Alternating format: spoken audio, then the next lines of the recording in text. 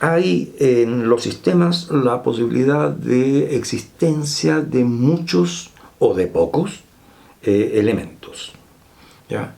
Cuando los elementos son pocos se habla de un sistema simple, o cuando hay niveles de especialidad muy importantes de los elementos, hablamos muchas veces de complejidad, de la misma manera que hablamos de complejidad cuando los elementos son muchos, no solamente cuando hay especialidades, sino también cuando hay un número de elementos, ¿cierto?, o de subsistemas que permitan entender de que de eso se trata de la complejidad. Esa complejidad podría ser, supongamos, en una universidad, la presencia de que en esa universidad haya facultades de medicina, de veterinaria y de otras cosas, y no solamente de ciencias humanas o ciencias sociales, como es el caso de nuestra propia universidad.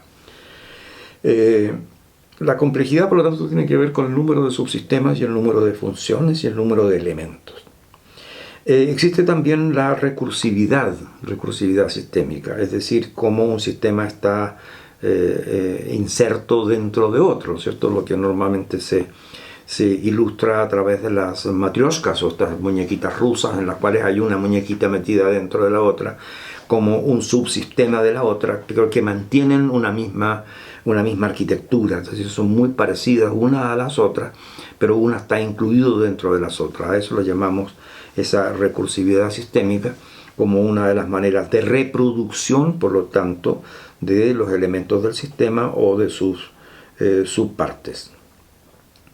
También se habla de que de inicio no todas los elementos o las funciones de un sistema existen, porque se pueden ir creando nuevas, ¿ya? Es decir, un sistema se puede ir complejizando poco a poco, y en la medida de que se vaya complejizando, también hay distintos tiempos en los cuales ha ido variando la complejidad del sistema, ¿ya? De esa manera, esta idea de la equifinalidad pasa a tener importancia. Es decir, el cómo es posible de que después que se ha creado un sistema, de que ha nacido un sistema, por ejemplo un biológico, etc., va a ir modificándose ese sistema a través del tiempo, aunque no haya tenido, ¿cierto?, muchas cuestiones en el inicio que posteriormente se van agregando. La mantención de esa posibilidad de modificación y de, por así decirlo, de inserción tardía de nuevos elementos es lo que hace al concepto de equifinalidad. Una de las cuestiones importantes, básica, es el concepto de entropía. ¿Qué es la entropía? La entropía es el caos. La entropía es la desorganización, la desintegración. Es, en el caso de los sistemas biológicos, la muerte. Es el frío en lo que nosotros pudiéramos llamar física termodinámica, ¿no? La termodinámica nos habla justamente termo, calor, ¿cierto?, dinámica, movimiento, que el movimiento produce calor, de manera tal de que si un sistema se relaciona con otro sistema o se relaciona con el medio, se va a producir a través de esta interacción, de esta interrelación, se va a ir produciendo calor, es decir, se va a producir energía, ¿ya? Por lo tanto, el concepto de entropía está muy relacionado con la energía, siendo la energía lo que hace de que el sistema se cargue, por lo tanto, y funcione adecuadamente, mientras que la entropía es una condición final del sistema que es producto de lo que entendemos por la fase última del ciclo de vida. En ese ciclo de vida podríamos distinguir, por ejemplo, una fase de crecimiento, o de nacimiento, o de fundación, una fase de crecimiento, una fase de llegar a una meseta o cúspide, ¿cierto? Y después ir descendiendo hasta llegar a la entropía, es decir, la formación de una curva, ¿cierto? Una curva muy parecida a la curva normal, que vaya fijando las distintas etapas de existencia, o si ustedes quieren, de vida o de vida útil de un sistema, llegando finalmente a la entropía. Es decir, todos los sistemas nacen, crecen, maduran y después tienden a desaparecer. Entramos en una etapa de nuestra existencia como seres vivos que nosotros le llamamos, ¿cierto?, la vejez, etcétera, que nos va acercando cada vez más a la entropía o la muerte. Hacía referencia recién a la segunda ley de la termodinámica, es decir, en el universo hay mucho más frío que calor, es decir, en el universo hay mucho más entropía, hay mucho más caos que orden, ¿ya? Y que evidentemente eso se expresa en que de alguna manera entendamos de que muchas veces lo que está faltando ahí justamente es esa interacción entre los elementos o subsistemas para que el sistema se cargue de energía. El sistema se carga de energía cuando recibe del medio ambiente, ¿cierto?, o de lo que suele llamarse también el entorno, recibe esta energía, ¿ya? Es decir, la energía es lo que evita de que se produzca la entropía. Esto en el marco de un ciclo de vida de los sistemas. Por lo tanto, las empresas o las organizaciones en general tienen estos ciclos de vida por el cual de lo que se trata en el fondo es de cómo evitamos de que ese ciclo de vida llegue a la entropía. Lo que hacemos normalmente en las organizaciones es producir conocimiento, diagnosticar, actuar, tomar decisiones para que la entropía no llegue. De manera tal que estamos inyectándole permanentemente nuevas dosis de energía al sistema. Cuando esas dosis de energía provienen de afuera, provienen del sistema y son importadas al sistema, hablamos de negentropía o entropía negativa, es decir, hablamos de un proceso que ocurre en que las nuevas inyecciones de energía actúan para impedir de que se avance en esta inevitable llegada final a la muerte, ¿cierto?, o al término de giro o a la quiebra en el caso de alguna organización de carácter comercial. Hay, por lo tanto, dentro de todo lo que acabo de mencionar, de este léxico, de este vocabulario de la teoría general de sistemas, hay una relación permanente del sistema con el medio ambiente.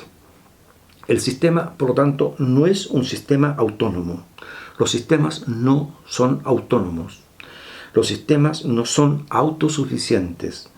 Los sistemas son, por lo tanto, abiertos a la relación con el medio ambiente. O muchas veces los economistas hablan de entorno.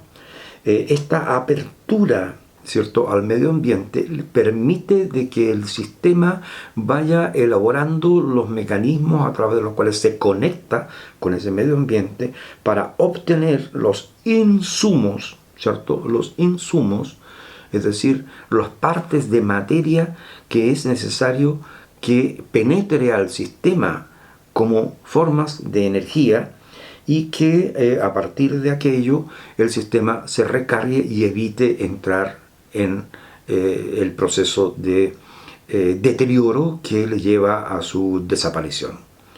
Si nosotros lo miramos desde el punto de vista de la salud humana, nosotros podríamos decir de que cuando tomamos medicamentos, es decir, algo que proviene de fuera de nosotros mismos, ¿cierto? Estamos haciendo una inyección, en este caso, de una determinada forma de energía que predispone al funcionamiento fisiológico del sistema humano, que hace de que tengamos una mayor resiliencia, una mayor resistencia a la penetración de algún virus o de alguna bacteria o de algo que en general vaya a producir algún tipo de desmedro físico en lo que hace a la formación de nuestro estado de salud.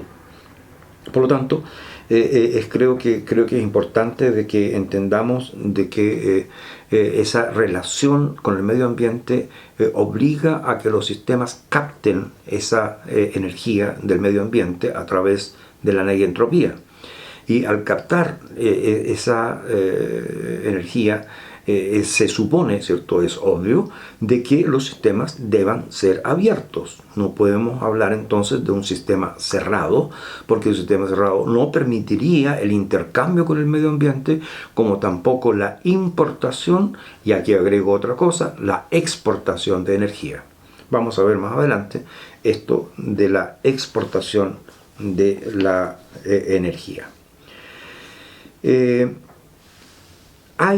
Para poder tener éxito en la carga energética de los sistemas,